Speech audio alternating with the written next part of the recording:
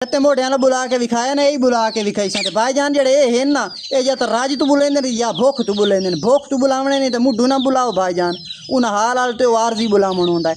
तो जेले राज के राज तू बुले से ना उसाजी मोड़ो दा बुलावण सारे जिंदगी जदी जी से ना अल्लाह दे हुक्म ना लाभ से ना बोल से ये वेख ले या मोहम्मद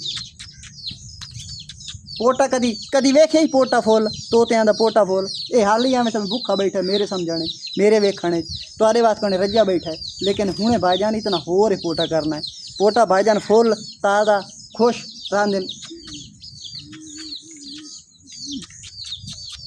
ये सारे भाईजान कटे हुआ नहीं समझना यार।